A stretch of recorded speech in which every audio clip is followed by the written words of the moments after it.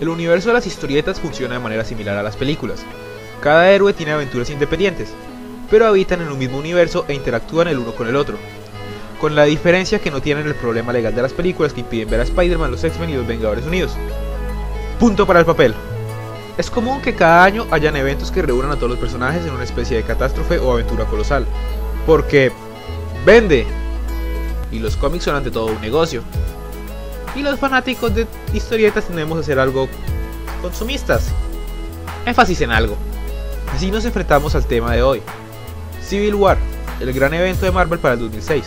Cuando vemos películas de superhéroes nos damos cuenta que la destrucción que dejan es bastante masiva. Civil War es lo que pasa cuando tomamos ese concepto y lo llevamos al extremo más realista posible.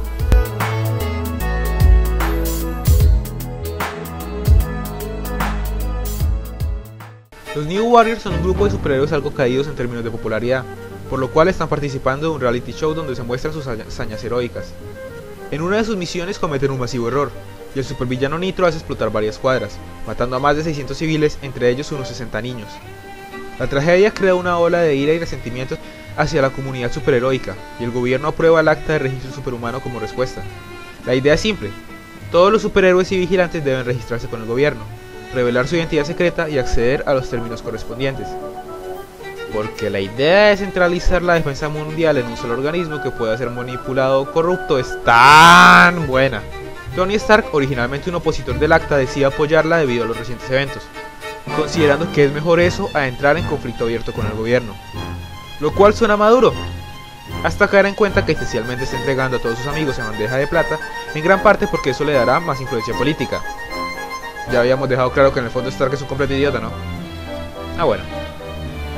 Algunos héroes concuerdan con Iron Man, pero sigue habiendo una gran parte insegura o activamente en oposición con la idea.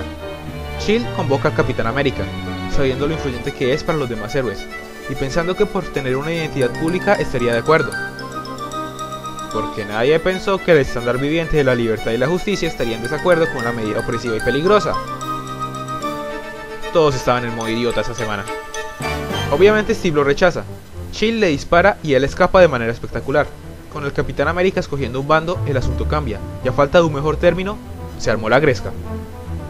Iron Man dirigía el bando pro registro, mientras que el buen capitán llevaba al grupo de resistencia, y en medio del conflicto de egos los demás héroes tenían que decidir un bando. Los Vengadores se dividieron entre ambas partes, los Cuatro Fantásticos apoyaban vagamente a Stark, los X-Men básicamente dijeron que les importaba una mierda, y Spider-Man quedó como mosca en sopa porque su identidad secreta era su único seguro, pero igual al que le pagaba era Stark. Eventualmente Spider-Man revela su identidad en público, hecho que lo llevaría a vender su matrimonio al diablo, pero esa es historia para otro día. Literalmente, la historia se llamaba Un Día Más. Las cosas no se suponían que debían escalar más, pero las constantes agresiones a los héroes por parte de los manifestantes, el gobierno capturando a los disidentes y los altercados entre ambos bandos llevó a que se convirtiera en un conflicto de gran escala.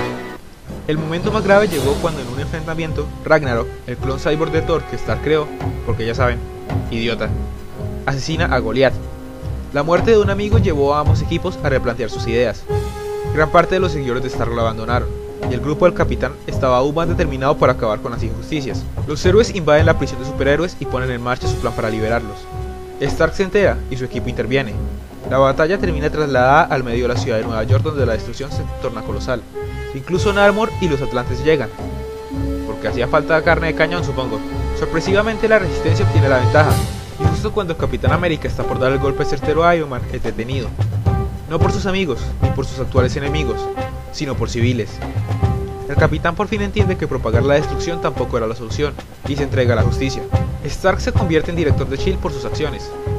Al parecer destruir toda Nueva York es algo bueno, pero su victoria se torna agridulce. Antes de su juicio el capitán es asesinado por un francotirador. El más grande ícono del país muere, y con él se acaba la guerra civil.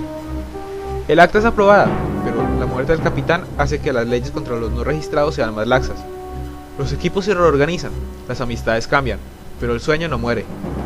Los héroes siempre serán héroes, y el escudo del capitán se levanta bajo un nuevo dueño.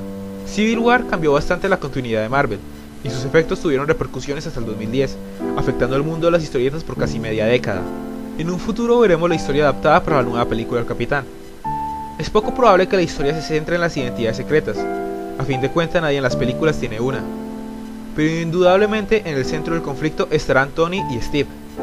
¿Morirá el Centinela de la Libertad igual que en la historieta?